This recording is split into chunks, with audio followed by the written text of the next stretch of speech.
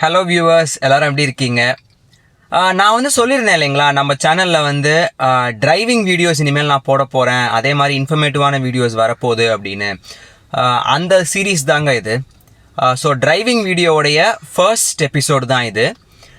நான் வந்து actually curate பண்ணியிருக்கேங்க ஒரு 10 நாள் டிரைவிங்க்கு என்னென்னலாம் தேவை அப்படிங்கிறத அழகாக நான் விலாவாரியாக ஒரு 10 நாளைக்கான ஒரு கிளாஸஸ் மாதிரி நான் வந்து ஒரு 10 எபிசோட் நான் வந்து க்யூரேட் பண்ணியிருக்கேன்.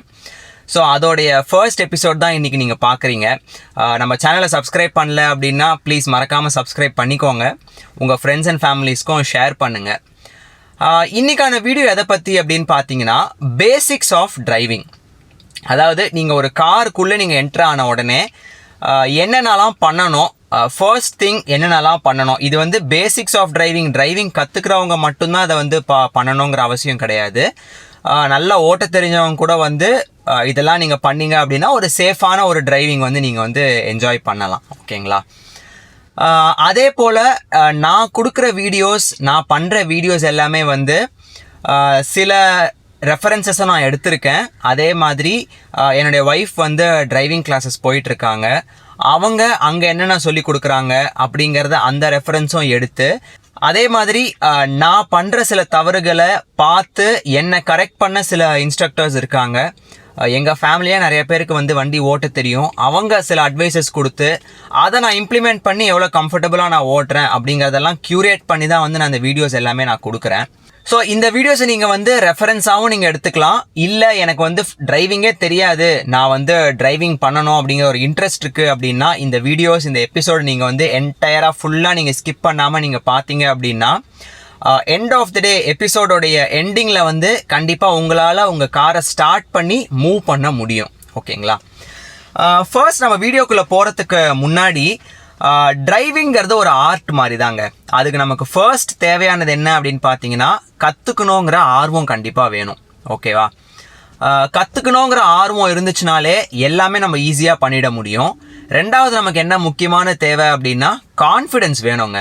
என்னால் முடியும், என்னால் கண்டிப்பாக இந்த வண்டியை ஓட்ட முடியும் அப்படிங்கிற கான்ஃபிடென்ஸ் வந்து கண்டிப்பாக வேணும். இது ரெண்டும் இருந்துச்சுனாலே ஈஸியாக நீங்கள் எப்படிப்பட்ட வண்டியை வேணுமோ நீங்கள் ஓட்டிடலாம். ஃபர்ஸ்ட் ரூல் என்ன அப்படின்னா, உங்கள் மைண்டில் இருந்து நம்மளால் இந்த வண்டியை ஓட்ட முடியுமா அப்படிங்கிற ஒரு கொஷினை வந்து ரிமூவ் பண்ணிவிடுங்க. ரைட்டுங்களா? ஏன்னா நிறைய பேருக்கு என்ன டவுட் இருக்கும் அப்படின்னா, டிரைவிங் ஸ்கூலில் வந்து சின்ன வண்டி வச்சு சொல்லி கொடுத்துருப்பாங்க, ஒரு ஹேட்ச்பேக் வச்சு சொல்லி கொடுத்துருப்பாங்க. அவங்க வீட்டில் வந்து ஒரு செடான் இருக்கும், இல்லைனா வந்து ஒரு எம்பிவி ஒரு எஸ்யூவி இருக்கும். இவ்வளோ பெரிய வண்டி என்னால் ஓட்ட முடியுமா, இதெல்லாம் முடியாது அப்படின்னு சொல்லிட்டு ஒதுக்கி அந்த வண்டியை அவங்க ஓட்டாமலே விட்டுடுவாங்க. லைசன்ஸ் வந்து ஒரு ப்ரூஃப்கான ஒரு எவிடன்ஸாக தான் ஆகிடுமே தவிர நம்ம வாங்கினதுக்கான பர்பஸே சால்வ் ஆகாது. டிரைவிங்கிறது ஒரு வண்டியை ஓட்ட தெரியும் அப்படின்னா irrespective ஆஃப் தி சைஸ், அதாவது எப்படிப்பட்ட வண்டியாக இருந்தாலும் எவ்வளோ பெரிய வண்டியாக இருந்தாலும் ஓட்டிடலாம். ஒன்று லென்த் அண்ட் வித் கேல்குலேஷன் தான் வந்து நம்ம வந்து பார்த்துக்கணும். ரைட்டுங்களா? ஸோ என் வீடியோவை ஸ்கிப் பண்ணாமல் பாருங்கள். இன்னைக்கான எபிசோடுக்குள்ளே நம்ம வந்து போகலாம். இன்னைக்கு நம்ம கிளாஸுக்கு போகிறதுக்கு முன்னாடி நான் என்ன வண்டி வச்சுருக்கேன் அப்படிங்கிறத உங்களுக்கு நான் சொல்லிடுறேன். எங்ககிட்ட இருக்கிற SX4 பெட்ரோல் வண்டி வித் அ மேனுவல் கியர். எப்போவுமே நம்ம டிரைவிங் வந்து மேனுவல் கியர் வச்சு தாங்க கற்றுக்கணும். டிரைவிங் நீங்கள் போய் ஆர்டிஓவில் நீங்கள் ஓட்டி காட்டும் போது அவங்க மேனுவல் கியர் தான் வச்சு அவங்க ஓட்ட சொல்லுவாங்க. ஆட்டோமேட்டிக் வந்து பெரிய விஷயம்லாம் கிடையாதுங்க ஓட்டுறது. மேனுவல் ஓட்ட தெரிஞ்சிச்சுனாலே உங்களுக்கு போதும். ஓகேவா? முதல் விஷயம், நீங்கள் காருக்குள்ளே என்டர் ஆன உடனேவே டோர் நல்லா மூடி இருக்கிறீங்களா அப்படிங்கிறத செக் பண்ணிக்கோங்க. 2 விதமாக நீங்கள் செக் பண்ணலாங்க. ஒன்று, காரில் வந்து உங்களுக்கு இந்த மாதிரி வந்து வார்னிங் காட்டும், டோர் ஓப்பன் ஆயிடுச்சுன்னா உங்களுக்கு வந்து வார்னிங் காட்டும். அப்படி இல்லை அப்படின்னா சில கார்லலாம் வந்து உங்களுக்கு லைட் எரியும். ஓகேவா? அதாவது இந்த மாதிரி கேபின் லைட் எரியும். இப்போ நீங்கள் டோர் நான் வந்து ஓப்பன் பண்ணுறேன், ஓப்பன் பண்ணிங்கன்னா இந்த மாதிரி வந்து லைட் வந்து உங்களுக்கு எரியும். இந்த வண்டியில் வந்து தியேட்டர் டிம்மிங் அப்படின்னு சொல்லுவாங்க. அதாவது டோரை க்ளோஸ் பண்ணதுக்கப்புறம் கொஞ்சம் நேரம் கழித்து அப்படியே மெதுவாக அந்த லைட் வந்து டிம் ஆகிட்டு ஆஃப் ஆகிடும். அதனால் நீங்கள் வந்து நீங்கள் இன்கேஸ் லைட் எரிஞ்சதுன்னா கூட நீங்கள் வந்து டோர் சரியாக மூடலையோ அப்படிங்கிற மாதிரி நீங்கள் வந்து நினைக்க வேணாம். பார்த்தீங்கன்னா தெரியும் உங்களுக்கு ஆஃப் ஆகிடும். சில காரில் வந்து இங்கே உங்களுக்கு இன்ஸ்ட்ருமெண்ட் கிளஸ்டர்லேயே உங்களுக்கு காட்டி கொடுத்துரும். ஸோ முதல் விஷயம், டோரை வந்து நல்லா நீங்கள் லாக் பண்ணிவிடுங்க. லாக் பண்ணதுக்கு அப்புறமா நீங்கள் ஃபஸ்ட்டு பண்ண வேண்டிய விஷயம் என்ன அப்படின்னா, உங்களுடைய சீட்டோடைய ஹைட்டை நீங்கள் வந்து கரெக்டாக நீங்கள் அலைன் பண்ணிடணுங்க. அதாவது இப்போ இந்த காரில் வந்து பார்த்தீங்கன்னா உங்களுக்கு சீட்டோடைய ஹைட் அட்ஜஸ்ட் இருக்கும். இந்த மாதிரி வந்து இப்போ வர கார்ஸ் நிறையா வண்டியில் வந்து சீட் ஹைட் அட்ஜஸ்ட் ஆப்ஷன் கொடுத்துருக்காங்க. உங்கள் சீட்டை நீங்கள் எப்படி அட்ஜஸ்ட் பண்ணணும் அப்படின்னா, நீங்கள் உக்காந்ததுக்கு அப்புறமா இந்த ஸ்டியரிங்கோடைய டாப், அதாவது அந்த உங்களுக்கு பானட் தெரியுது பார்த்தீங்களா, வெளியில் இந்த ஸ்டியரிங்க்கு இந்த டாப் எட்ஜுக்கு மேலே உங்களுக்கு விசிபிலிட்டி இருக்கணும். அந்த மாதிரி நீங்கள் ஹைட்டை வந்து செட் பண்ணிக்கோங்க. ஒருவேளை உங்களுக்கு வந்து நீங்கள் இந்த ஸ்டியரிங்கை விட கீழே இருக்கிறீங்க, அதாவது உங்களுக்கு கண் இவ்வளோ தான் தெரியுது அப்படின்னா, இந்த அளவில் தான் உங்களுக்கு விஷன் இருக்குது அப்படின்னா, ஹைட்டை வந்து நீங்கள் இன்னும் கொஞ்சம் இன்க்ரீஸ் பண்ணணும். எக்ஸாக்டாக சொல்லப்போனால் இந்த வீடியோலேருந்து உங்களுக்கு இப்படி தெரியணுங்க. நீங்கள் உக்காந்திங்கன்னா உங்களுக்கு இப்படி தெரியணும் ரோடு. இந்த அளவுக்கு உங்களுக்கு தெரியுதுன்னா நீங்கள் கரெக்டான ஹைட்டில் உட்காந்துருக்கீங்க அப்படிங்கிறது அர்த்தம். ஓகேவா? செகண்ட் பாயிண்ட் என்ன அப்படின்னு பார்த்தீங்கன்னா, உங்களுடைய பெடலோடைய ரீச் கரெக்டாக இருக்கா அப்படிங்கிறத உங்களுக்கு தெரிஞ்சுக்கணும். அதுக்கு முன்னாடி இந்த பெடல்ஸ் பற்றின ஒரு ப்ரீஃப் நான் வந்து உங்களுக்கு கொடுத்துட்றேன். மேனுவல் காரில் மொத்தம் வந்து 3 பெடல் இருக்கோங்க. அதாவது A, B, C. A for accelerator, B for brake, C for clutch. எப்போவுமே நீங்கள் வந்துட்டு ஆக்சிலரேட்டரையும் பிரேக்கையும் உங்கள் ரைட் காலால் நீங்கள் கண்ட்ரோல் பண்ணணும். கிளச்சை வந்து உங்கள் லெஃப்ட் காலால் தான் நீங்கள் வந்து ப்ரெஸ் பண்ணணும். ரைட்? இதை வந்து நீங்கள் எப்போவுமே நீங்கள் வந்து உங்கள் மைண்டில் வந்து ஞாபகம் வச்சுக்கோங்க. மேனுவல் காரை பொறுத்த வரைக்கும். ஆட்டோமேட்டிக்கு நான் தனியாக எப்படி அதை பெடல்ஸ் இருக்குங்கிறத தனி வீடியோவாக நான் பண்ணுறேன். இப்போ நம்ம மேனுவல் காரை வச்சு மட்டுமே நம்ம பார்ப்போம். ஆக்சிலரேட்டர் எதுக்கு? எல்லாருக்குமே தெரியும். ஆக்சிலரேட்டர் வந்து வேகமாக போகிறதுக்கு. அதே மாதிரி நீங்கள் வந்து மலைகள் இல்லைனா சின்ன சின்ன ஹில்ஸு, ஒரு பிரிட்ஜு ஏறணும் அப்படின்னா நீங்கள் ஆக்சிலேட்டரை நீங்கள் ப்ரெஸ் பண்ணணும். பிரேக் எதுக்கு? பிரேக் வந்து it is opposite to the acceleration. அதாவது வேகமாக போகிறத கம்மி பண்ணணும், இல்லைனா வண்டியை நீங்கள் நிறுத்தணும், வேகத்தை குறைக்கணும் அப்படின்னா நீங்கள் பிரேக்கை நீங்கள் அழுத்திக்கணும். இந்த 3வது பெடல் இருக்குது பார்த்தீங்களா, இந்த 3வது பெடலுக்கு பேர் கிளச்சுங்க. கிளச்சில் 2 விதமான கிளச் இருக்குது. அதாவது ஒன்று ஷார்ட் த்ரோ கிளச்சுன்னு வாங்க, இன்னொன்று லாங் த்ரோ கிளச்சுன்னு வாங்க. மாருதி கார்ஸ் எல்லாம் பார்த்தீங்கன்னா மோஸ்ட்லி ஷார்ட் த்ரோ தான். அதாவது இங்கே நீங்கள் பார்த்தீங்கனாலே தெரியும். இதோ பாருங்கள், லைட்டாக ப்ரெஸ் பண்ண உடனே ஃபுல்லாக உள்ளே ரீச் ஆகிடுச்சு கிளச். இது வந்து ஷார்ட் த்ரோ கிளச்சு. சில காருக்கு பார்த்தீங்கன்னா நல்லா டீப்பாக நீங்கள் ப்ரெஸ் பண்ணுற மாதிரி இருக்கும், அது லாங் த்ரோ கிளச். அதை நீங்கள் அனலைஸ் பண்ணி வச்சுக்கோங்க. கிளச்சுங்கிறது என்ன அப்படின்னா, நம்ம காரை ஸ்டார்ட் பண்ண உடனேவே என்ஜின் வந்து சுத்த ஆரம்பிச்சிருங்க. என்ஜின் வந்து என்ன பண்ணோம் அப்படின்னு பார்த்தீங்கன்னா, ஒரு பர்டிகுலர் ஸ்பீடில் வந்து சுத்தம். அதை வந்து ஆர்பிஎம் அப்படின்னு சொல்லுவாங்க. ஜென்ரலாக நீங்கள் வந்து எல்லா கார்லேயுமே இந்த மாதிரி வந்து ஒரு ஆர்பிஎம் மீட்டர் இருக்கும். சில காரில் இருக்காது, சில காரில் ஆனலாகாக இருக்கும், சில காரில் டிஜிட்டலாக இருக்கும். அது டிபெண்ட்ஸ் நீங்கள் ஓன் பண்ணியிருக்க காரை பொறுத்து தான். ஜென்ரலாகவே கார் வந்து 800 ஆர்பிஎம்லேருந்து 1000 ஆர்பிஎம்க்குள்ளே தான் வந்து சுத்தம். ஐடிலாக இருக்கிறப்போ, அதாவது வண்டி நின்றுக்கிட்டு இருக்கப்போ 800லேருந்து 1000க்குள்ளே தான் சுற்றிக்கிட்டு இருக்கோம். இப்போ என்ஜின் வந்து மேலே கீழே போயிட்டு வந்துட்டு இருக்குது, 1000 தடவை சுற்றிக்கிட்டு இருக்குன்னு வச்சுக்கோங்களேன். நம்ம வந்து வண்டியை ஓடும்போது ஓகே, நீங்கள் வந்து இப்போ நீங்கள் ஒரு 40 கிலோமீட்டர் 50 கிலோமீட்டரில் ஓடிட்டு இருக்கிறப்போ 1000, 2000, 3000 சுற்றுறதுல ஓகே லாஜிக் இருக்குது. நின்றுக்கிட்டு இருக்கிறப்போ என்ஜின் வந்து 1000 கிலோமீட்டரில் சுற்றிக்கிட்டு இருக்குது. உங்கள் சக்கரத்துக்கு வந்து அந்த 1000 தடவை சுற்றுற பவர் வந்து உங்கள் சக்கரத்துக்கு போயிட்டுருக்கு அப்படின்னா வண்டி நிற்குமா? நிற்காது இல்லையா? இந்த ப்ராப்ளமை சால்வ் பண்ணுறதுக்காக தான் கியர் அண்ட் கிளச் அப்படிங்கிற ஒரு மெக்கானிசமே அவங்க வந்து கொடுத்துருக்குறாங்க. இந்த கிளச் என்ன பண்ணோம் அப்படின்னா, உங்கள் என்ஜின்லேருந்து வர பவரை அழகாக உங்கள் வீலுக்கு வேஸ்ட் ஆகாமல் ஸ்ப்ளிட் பண்ணி கொடுக்கும். இதுதான் வந்து கிளச்சோடைய வேலை. கிளச்சு வந்து ஜென்ரலாக வந்து கியர் பாக்ஸோட கனெக்ட் ஆகிருக்கோங்க. ஒரு ஃப்ளை வீல் அப்படிங்கிற ஒரு காம்போனண்ட்டை வச்சு கியர் பாக்ஸோட கனெக்ட் ஆகிருக்கும். இதுதான் வந்து கிளச்சோடைய ஒரு பேசிக். ரொம்ப டீப்பாக நம்ம போவேனாங்க. கிளச் எப்படி யூஸ் பண்ணணும் அப்படிங்கிறத நான் சொல்லிடுறேன் பாருங்கள். கிளச்சை வந்து நீங்கள் கியர் மாற்றுறதுக்காக இருந்தாலும் சரி, இல்லை நீங்கள் வண்டியை வந்து ஒரு ஹால்ட்டுக்கு நீங்கள் கொண்டு வரீங்க அப்படின்னாலும் கிளச்சை நீங்கள் கண்டிப்பாக மிதிச்சே ஆகணும். நீங்கள் வண்டியை ஸ்டார்ட் பண்ணிவிட்டு கியர் போடும் போது கிளச்சை வந்து ஒரு ஃபுல் ஃபோர்ஸில் ஃபுல் டெப்த்துக்கு நீங்கள் அழுத்தணுங்க. ஓகேவா? கிராஜுவலாலாம் இங்கே நீங்கள் அழுத்தக்கூடாது. நல்லாவே நீங்கள் வந்து ப்ரெஸ் பண்ணிக்கணும். ப்ரெஸ் பண்ணிவிட்டு கியரை நீங்கள் போட்டுறீங்களா? கியர் எப்படி போடணும் அப்படிங்கிறத நான் வர எபிசோட்ஸில் நான் சொல்கிறேன். இப்போது கிளச்சை நீங்கள் மிதிச்சாச்சு. இப்போ என்ன பண்ணிட்டீங்க? நீங்கள் என்ஜினோடைய பவரை வீல்லேருந்து நீங்கள் பிரிச்சிட்டீங்க. ஓகேவா? இப்போ வந்து வீல் வந்து 0 ஆகிடுச்சு ஸ்பீடு. என்ஜின் வந்து 1000 தடவை சுற்றிக்கிட்டு இருக்குது. இப்போ நீங்கள் வந்து கியர் போட்டதுக்கப்புறம் நீங்கள் மெதுவாக தான் நீங்கள் கிளச்சை வந்து ரிலீஸ் பண்ணணும். பாருங்கள் எவ்வளோ மெதுவாக நான் ரிலீஸ் பண்ணுறேன் பார்த்தீங்களா? இங்கே வந்து உங்களுக்கு பைட்டிங் பாயிண்ட் அப்படின்னு ஒன்று சொல்லுவாங்க. அதாவது என்ன அர்த்தம் அப்படின்னா, ஒரு பர்டிகுலர் பாயிண்ட்ல இந்த கிளட்ச் வந்து என்ஜினோட போய் டச் ஆகும். அதுதான் பைட்டிங் பாயிண்ட். அது டச் ஆன உடனேவே நீங்கள் ஆக்சலரேட்டர் பண்ணாமலே உங்கள் வண்டி வந்து ஒரு 10 கிலோமீட்டர் வேகத்தில் மூவ் ஆகிட்டு போயிட்டே இருக்கும். அதுதான் பைட்டிங் பாயிண்ட். அதெல்லாம் நம்ம வந்து நான் இன்னும் தெளிவாக நான் ரியல் லைஃப் ப்ராக்டிக்கலாகவே நான் உங்களுக்கு காட்டுறேன். கிளட்சை பொறுத்த வரைக்கும் நீங்கள் வந்து கியர் போட போகிறீங்க அப்படின்னா நல்லா ஒரு ப்ரெஸ் கொடுக்கணும். கியர் செலக்ட் பண்ணிவிட்டு கிராஜுவலாக நீங்கள் வந்து வெளியில் ரிலீஸ் பண்ணணும். இப்படி தான் வந்து நீங்கள் கிளட்சை வந்து யூஸ் பண்ணணும். ரைட். இப்போ இதுக்கு அடுத்து வந்து பார்த்தீங்கன்னா சீட்டை நம்ம அட்ஜஸ்ட் பண்ணியாச்சு. சீட் அட்ஜஸ்ட் பண்ணும்போதே வந்து இந்த கிளட்சை நீங்கள் வந்து நல்லா ப்ரெஸ் பண்ணி பாருங்கள். ப்ரெஸ் பண்ணும்போது உங்கள் கால் முட்டி வந்து ஒரு ஒரு ஒரு வி ஷேப்பில் இப்படி வரணுங்க. அதாவது இப்படி நேராக போயிடக்கூடாது. இந்த அளவுக்கு நேராக இருக்கக்கூடாது உங்கள் கால். ஒரு சின்ன ஒரு பெண்டு இருக்கணும். இப்போ எனக்கு பார்த்தீங்கன்னா நான் கீழே வச்சுட்டு நான் கிளட்சை ப்ரெஸ் பண்ணும்போது என் கால் ஒரு பெண்டு இருக்குது பார்த்தீங்களா?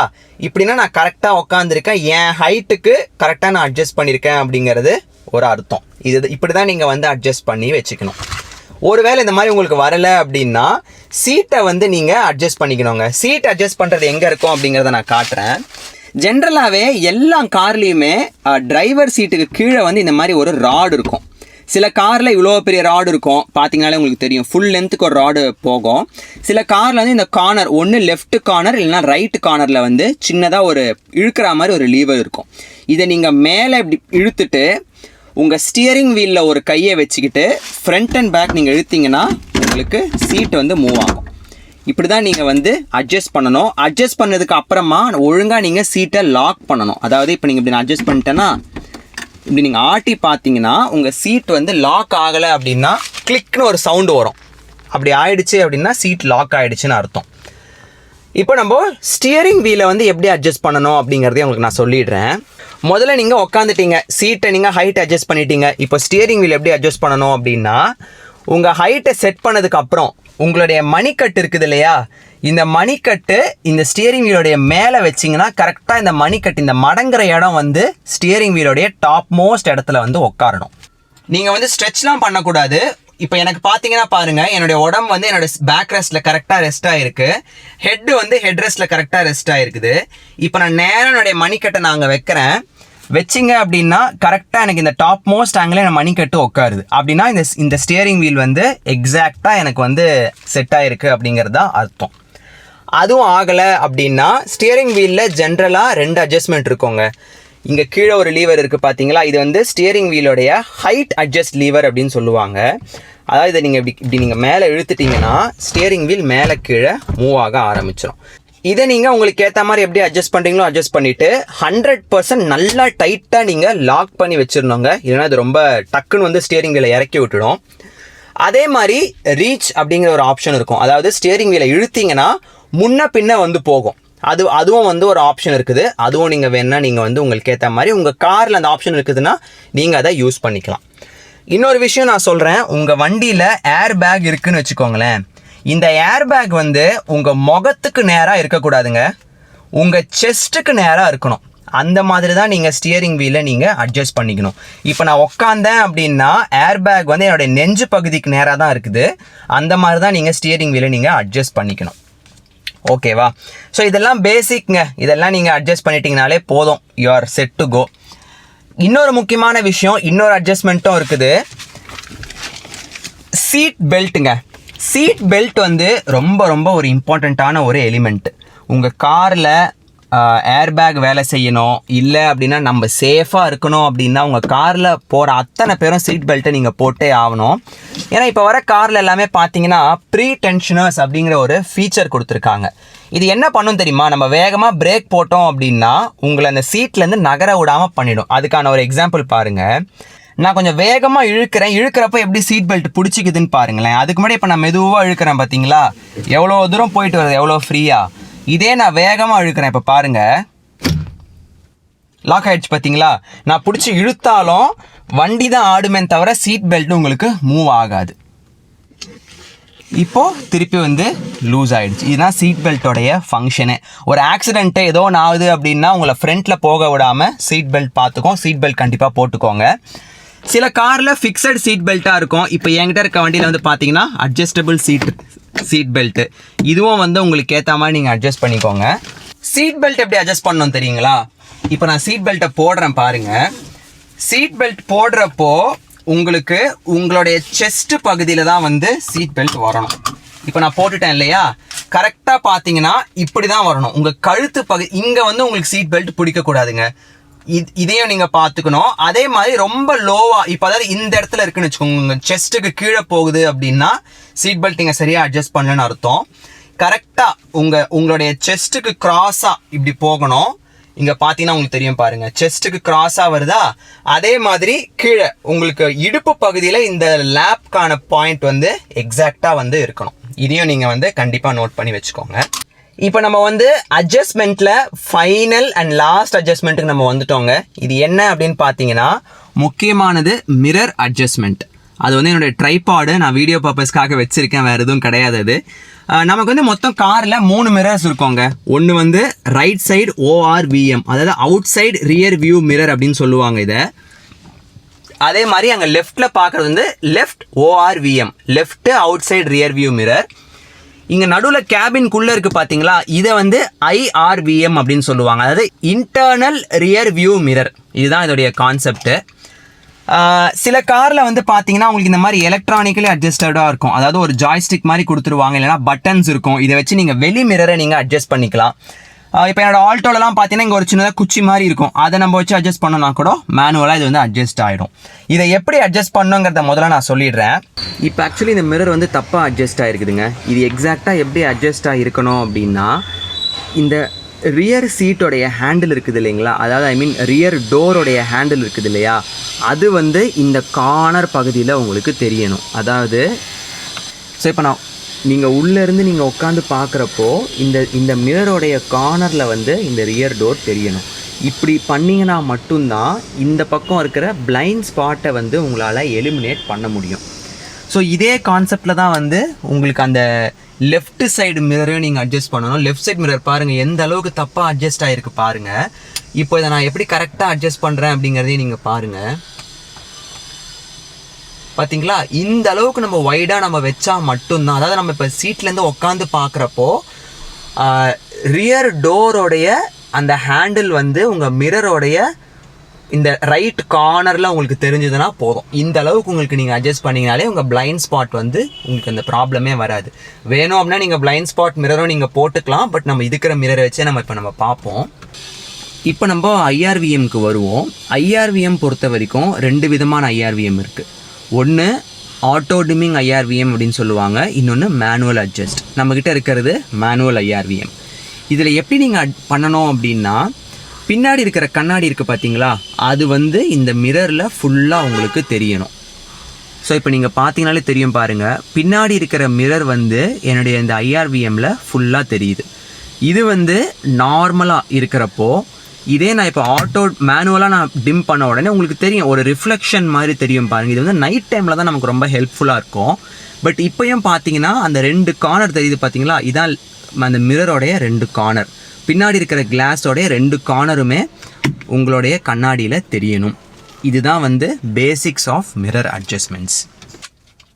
ஸோ இன்னைக்கு ஃபர்ஸ்ட் எபிசோடில் வந்து நம்ம காருக்குள்ளே எப்படி என்டர் ஆகணும், என்டர் ஆனதுக்கப்புறம் என்னென்ன பண்ண வேண்டிய ப்ரிகாஷன்ஸ் இருக்குது, சீட் எப்படி அட்ஜஸ்ட் பண்ணணும், ஸ்டியரிங் வீல் எப்படி அட்ஜஸ்ட் பண்ணணும், மிரர்ஸ் எப்படி அட்ஜஸ்ட் பண்ணணும், பெடல்ஸ் பற்றி என்ன, எல்லாமே நான் ஒரு ஓவர்வியூ உங்களுக்கு கொடுத்துட்டேன். அடுத்து வர கிளாஸ் செகண்ட் எபிசோடில் என்ன அப்படின்னு பார்த்தீங்கன்னா, முக்கியமான ஒரு பாயிண்ட் நான் சொல்கிறேன். இன்ஸ்ட்ருமெண்ட் கிளஸ்டரில் என்னென்ன இருக்குது, இன்ஸ்ட்ருமெண்ட் கிளஸ்டர்னால் என்ன, அதில் வர வார்னிங்ஸ்லாம் என்னென்ன, வந்தால் என்ன பண்ணணும் அப்படிங்கிற வீடியோ வந்து நான் கம்மிங் எபிசோடில் நான் வந்து போடுறேன். அகெயின் என்னோடய சேனலை மறக்காமல் சப்ஸ்கிரைப் பண்ணிக்கோங்க. அதே மாதிரி நாங்கள் இன்னொரு சேனலும் நான் ஆரம்பிச்சிருக்கோன்னு சொல்லியிருந்தேன் இல்லையா, என்னோடய ஒய்ஃப் தான் அந்த சேனலை ரன் பண்ணுறாங்க, ஹர் ஃபைனர் வேர்ல்டு அப்படின்னு. அந்த சேனலில் என்னென்ன வரும் அப்படின்னு பார்த்தீங்கன்னா, நாங்கள் பண்ணுற ட்ராவல் வீடியோஸ் வரும், அதே மாதிரி ஃபுட் vlogs வரும், அட்வென்ச்சரஸ் வீடியோஸ் வரும், புக்ஸ் பற்றின ரிவ்யூஸ் அண்ட் புக்ஸ்க்கான வீடியோஸ் வரும், அதே மாதிரி டாக் ஷோஸ்க்கான வீடியோஸும் வரும். அந்த சேனலும் மறக்காமல் கொஞ்சம் போய் பாருங்கள். நான் அந்த சேனலோட லிங்க்கை வந்து டிஸ்கிரிப்ஷனில் கொடுக்குறேன். இன்னொரு நல்ல வீடியோட உங்களை நான் சீக்கிரம் வந்து மீட் பண்ணுறேன். Until then, see you.